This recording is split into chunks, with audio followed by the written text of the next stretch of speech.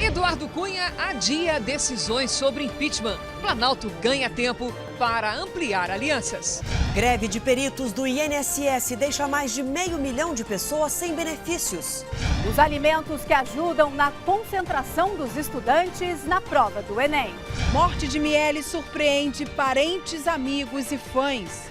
Ambulante, mensageiro, jogador e atletas. As pessoas que vivem das pernas. Com as pernas e com os pés. Alguns privilegiados realizam o sonho de muita gente. Boa noite. Nós começamos essa edição do Jornal da Record falando sobre um problema que atinge mais de 500 mil de brasileiros. A greve dos médicos peritos do INSS, que completa hoje 40 dias. Com a paralisação, as perícias ficam adiadas e muitos benefícios são reduzidos ou simplesmente cancelados. A servidora pública Silvia tem câncer no estômago e em um dos ovários. Por isso, ela está afastada do trabalho há mais de 2 anos e deveria estar recebendo o auxílio saúde integralmente. Mas isso não acontece. Esse mês eu só recebi a diferença do dia 2 ao dia 9 de setembro. Deu quanto isso? Deu R$440. E a senhora recebe quanto? Eu recebo R$1.350. Para receber o benefício, ela precisa passar por uma perícia médica que já foi adiada 2 vezes por causa da greve dos peritos do INSS. Se eles cessarem o meu benefício, eu vou voltar a trabalhar. Condições eu não tenho, porque eu não tenho condições, eu não me aguento em pé, eu estou com 34 quilos. Assim como a dona Silvia, milhares de pessoas em todo o país enfrentam a mesma situação. Desde que a paralisação no INSS começou há 40 dias, mais de 530 mil perícias foram canceladas. De acordo com a Associação Nacional dos Médicos Peritos, mais de 30% dos profissionais que atendem no INSS estão parados. Mas, segundo essa advogada, isso não é motivo para a suspensão ou a diminuição do pagamento dos benefícios, como aconteceu com a Silvia. Existe uma resolução 97 de 2010, que ela vem de uma ação civil pública, onde determina que o segurado deve ter mantido seu benefício até que o segurado seja submetido a uma nova perícia. Assim como dona Silvia, o segurado do INSS deve ir até um posto do Instituto escrever uma carta de próprio punho pedindo a manutenção do pagamento do benefício até que seja feita a nova perícia. A perseguição a supostos criminosos numa moto acabou com a morte de um inocente que estava a pé na zona leste de São Paulo. E os PMs que atenderam a ocorrência são agora duplamente investigados. Esta mulher foi acordada de madrugada com a notícia de que o filho havia sido atropelado. Mas no IML, a verdade veio à tona. Ele pega e fala assim: não, seu filho não foi atropelado, ele levou uma bala na cabeça. Um disparo na nuca tirou a vida de Alex de Moraes, de 39 anos. O vigilante voltava para casa a pé quando foi atingido por uma suposta bala perdida. Mas o boletim de ocorrência, registrado por 2 PMs, explica o caso assim: atropelamento e omissão de socorro. A Polícia Militar já mandou corrigir o documento. Para o delegado, entretanto, uma outra versão pode responsabilizar os policiais, não apenas pela falsa comunicação de crime, mas pelo próprio crime. Quando a população avistou a vítima caída, houve-se uma conversa dizendo que haviam feito alguma besteira. Os policiais militares que fizeram a perseguição e depois encontraram Alex ferido são recrutas em começo de carreira. Por isso, um simples erro causado pela inexperiência não foi descartado. As armas dos PMs já estão no Instituto de Criminalística. Agora é esperar que a análise no projétil retirado do corpo da vítima possa esclarecer de qual arma partiu o disparo que matou o vigilante. Eles podem responder por homicídio doloso.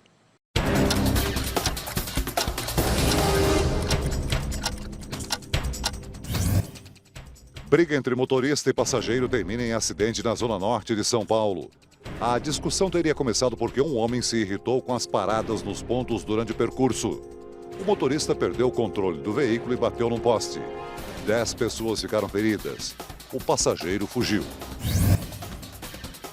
Manifestantes atearam fogo em 3 ônibus no complexo do Chapadão, zona norte do Rio de Janeiro. O protesto foi por causa da morte de um jovem na comunidade. Houve correria e quebra-quebra. um posto de gasolina foi saqueado. Em Curitiba, 3 integrantes de torcidas organizadas do Atlético do Paraná foram presos. Eles são suspeitos de uma agressão que aconteceu em agosto. Imagens divulgadas mostram um homem sendo agredido pelos torcedores.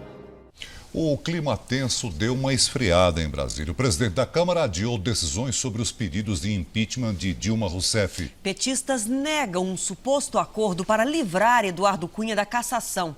Em São Paulo, a presidente voltou a falar em golpe da oposição. De repente, acabou a pressa. O presidente da Câmara, Eduardo Cunha, deixou para esta sexta-feira o recurso contra a decisão do Supremo, que rejeitou as regras do impeachment anunciadas por ele próprio. E não deve voltar à questão até que o STF decida sobre o tema. Seria uma trégua ao Planalto? Não há nem guerra nem trégua. Eu sempre disse que eu achava que impeachment não era recurso eleitoral, que no mandato anterior, a minha opinião não contaminava o mandato presente. O governo ganha tempo para tentar ampliar apoio político em sua defesa. Já a oposição passou a suspeitar de uma espécie de acordão entre o Planalto e o presidente da Câmara.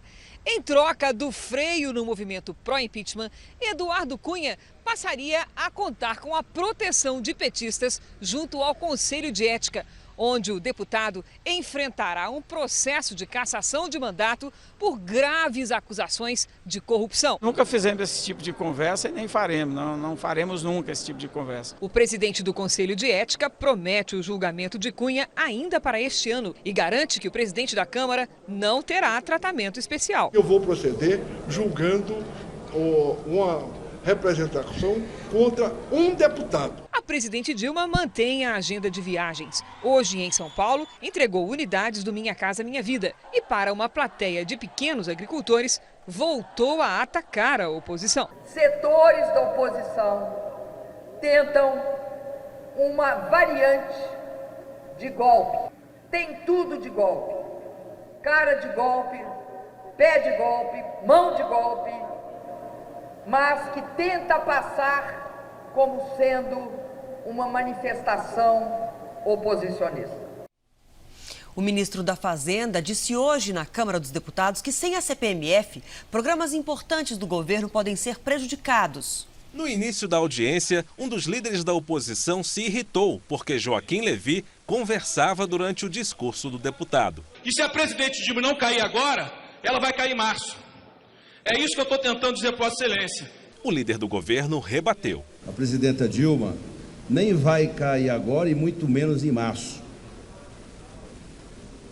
Até porque nós estamos legitimados por 54 milhões de brasileiros e brasileiras. Enquanto defendia o ajuste nas contas públicas por meio de contenção de gastos e aumento de impostos, parlamentares se manifestaram sobre a volta da CPMF. Os protestos também partem dos aliados. Em São Paulo, o ex-presidente Lula criticou o ajuste fiscal e pediu estímulo ao consumo e ampliação do crédito.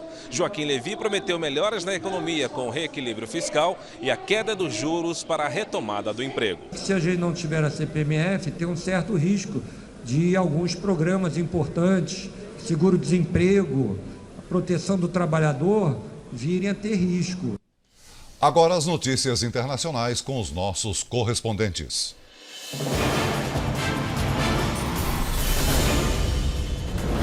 FBI resgata 149 crianças vítimas de tráfico sexual.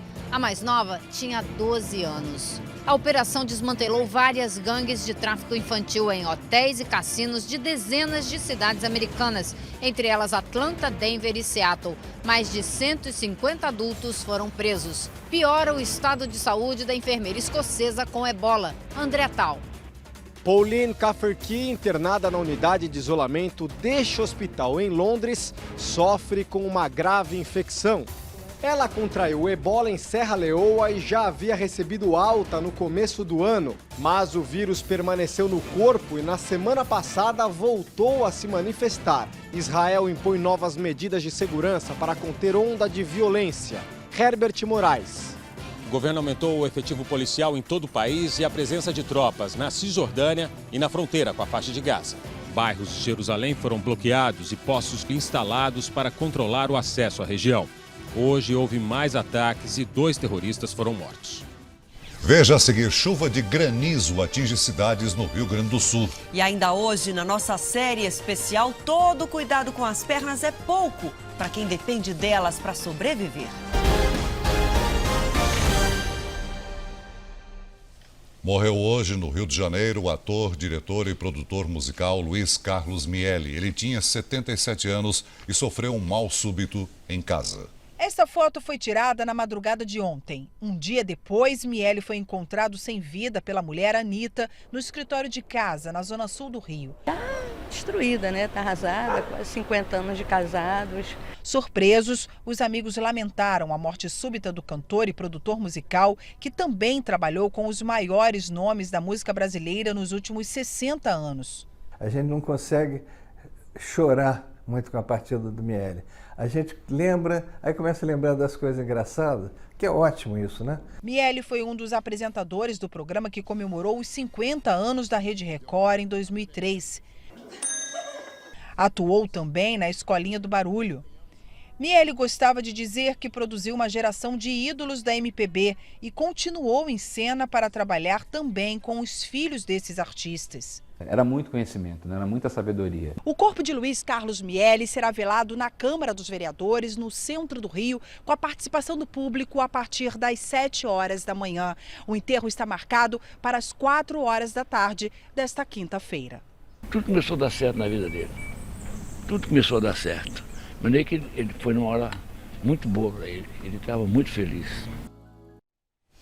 Voltou a chover forte hoje no Rio Grande do Sul. Em várias cidades, a tempestade chegou acompanhada de granizo. O gelo cobriu as ruas e provocou muitos estragos. O quintal dessa casa foi coberto pelas pedras. Em todo o estado, mais de 50 mil pessoas foram afetadas pela chuva dos últimos dias. 6 mil estão desabrigadas. Volta a chover forte no sul do país nesta quinta-feira. Uma nova frente fria provoca temporais no Rio Grande do Sul e em Santa Catarina. A chuva pode vir com trovoadas no Amazonas. As temperaturas continuam altas e o sol predomina em todo o sudeste, parte do centro-oeste, do norte e nordeste. Em Porto Alegre chove a qualquer momento e faz 25 graus. No Rio de Janeiro, calor com 35 graus. Vitória, que sofre com a estiagem, terá mais um dia seco amanhã, com 32 graus. Em Brasília, faz 33, em João Pessoa, 30 graus. Em Boa Vista, a chuva diminui e a máxima chega aos 38 graus. A seguir, saiba como se alimentar antes e também durante as provas do Enem. E na série A Máquina de Caminhar, nas areias escaldantes ou debaixo d'água, são elas as pernas que garantem o sustento dos trabalhadores e o sucesso das atletas. Tão importante quanto estudar para a maratona do Enem é se alimentar corretamente antes e durante a prova, né? Alguns alimentos podem até deixar o estudante com um raciocínio mais lento.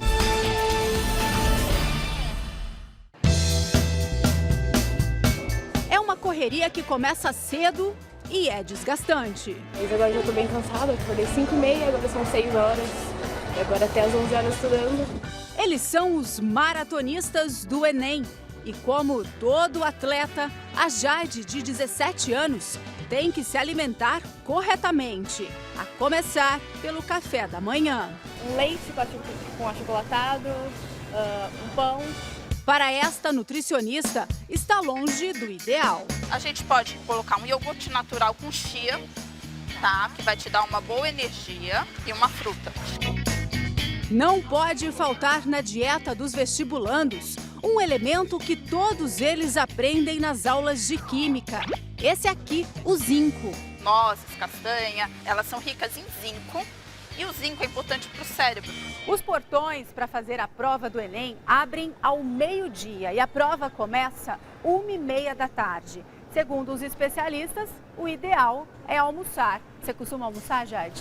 Eu não costumo almoçar antes da prova. Como começa 1h30, dá para almoçar. Dá para almoçar uma refeição leve.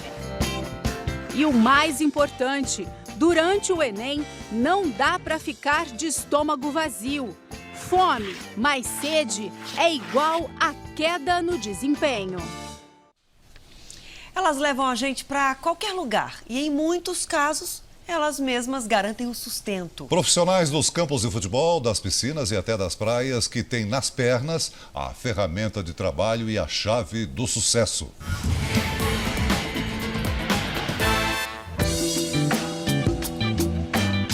No Saara de Copacabana, a areia é quente e a caminhada é longa.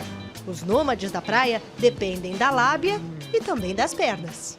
Principal, se a gente não tiver perna, a gente não vende, porque tem só andando mesmo, caminhando para poder vender, porque parado a gente não vende. Luiz Carlos, ou Figueira, vende esfirras há 15 anos. No ano passado, resolveu tirar os sapatos e migrar para esse terreno arenoso. Aqui na areia puxa muito mais. No fim do dia, os músculos ficam repuxando, né? E a gente tem que fazer uma compressa para poder dar uma relaxada nos músculos. Em um ano vendendo esfirra na praia, Figueira encheu o bolso, afinou a cintura e ganhou um par de pernas bem mais rígida. Antes era tudo flácido, agora já está bem mais rígida, sem precisar pagar academia. Isso é o mais importante. Pernaria, muita disposição.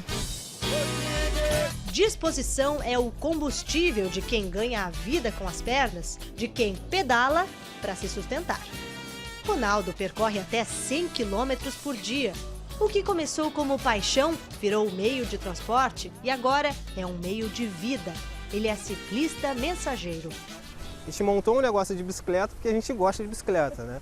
Não era simplesmente uma tendência no mercado, então a gente gosta também de pedalar. A empresa tem mais de 40 pedidos de entrega por dia, tudo de bicicleta, faça chuva ou faça sol. Por isso, o dia não começa sem um bom alongamento. No início, assim, eu sentia muita dor no joelho, né, por conta do selim não estar na altura correta, não ter uma posição legal na bike, né? Depois que eu passei a alongar, né, fazer um aquecimento rápido e depois alongar, essas dores elas desapareceram, né? Ronaldo, que também é professor de filosofia, passa 6 horas por dia em cima da bicicleta e precisa de muito arroz com feijão. Eu me divirto, assim, lógico que tem às vezes que é estressante por conta do trânsito, do cansaço e tal, mas eu sempre penso que poderia ser pior, podia até fazer essa entrega de carro, né? Podia estar parado, porque esse cara tá aqui, né, no sol quente, pelo menos eu tô de bicicleta, né? Eu consigo me locomover bem mais rápido. Bem mais rápido que esse pessoal aqui. Percorrer centenas de quilômetros na lida diária é tarefa árdua demais para um simples par de pernas. Especialmente numa cidade como o Rio de Janeiro, terra de obras e congestionamentos. Aqui, mesmo sobre rodas, é preciso ter muita resistência para enfrentar esse anda e para o dia todo. Trabalha nesse dia a dia, você acelerando, freando, debreando o carro, as pernas realmente ela cansa bastante. Elcio faz o trajeto Niterói-Rio, pega a famosa ponte todos os dias e a figurinha fácil nos engarrafamentos. O tempo que a gente leva de 1h10, que seria o trajeto normal, nós levamos aí 2h30, 3 horas de viagem. Ele, que trabalha há 12 anos no trânsito, tem até uma diferença na largura das pernas. A perna esquerda, sinto ela mais forte do que a direita, devido a usar muito, devido à embreagem. Mas Elcio não reclama nem do trabalho e muito menos das pernas que tem. Eu sonhava ser jogador de futebol, infelizmente não deu certo. Mas e ser motorista, que eu sentava no banco da frente e ficava olhando o motorista trabalhar. Eu achava aquilo bonito. Falei, poxa, um dia eu vou ser motorista. Com as pernas e com os pés. Alguns privilegiados realizam o sonho de muita gente. E eles correm, e chutam, e driblam, brincam com a bola para a alegria dos torcedores. Esses também, por excelência, põem as pernas para trabalhar, desde criancinha. Sempre elétrico, sempre agitado, muita brincadeira de rua, né, que tá sempre correndo. E corre até hoje. Gabriel é o meio-campo do Flamengo que se destaca pela velocidade e por outros atributos menos comuns no mundo do futebol, as pernas finas. O que falavam para você? Esses gravetos aí, não dá não. tá tranquilo. Mas esses gravetos te levaram muito longe, hein? Te levaram até o Flamengo. Pois é, deixa eles falar, não tem problema não. Alguns jogadores ficaram famosos por causa das pernas, né? O Leão, na década de 70, o Raí, nos anos 90, o Roberto Carlos. E agora sou eu. É a nova moda, as pernas finas. Fina, melhor. tem que ter a perna forte. Pode ser fina, grossa. Tem que aguentar o tranco. Eu tô reparando aqui que o Gabriel depila as pernas, você raspa as pernas. É com o quê? Eu passo a máquina, depois vou passar no barbeador pra tirar, pra ficar lisinha. Mas isso por quê? Eu acho que vaidade. Fácil ficar todo lisinho, acho melhor. Você passa cremes também? Passa creme, perfumado, tudo bonitinho. Sim. Tem que cuidar com carinho, afinal, o que seria deles sem elas? Pernas malhadas e bumbum sem celulite? Ossos do ofício.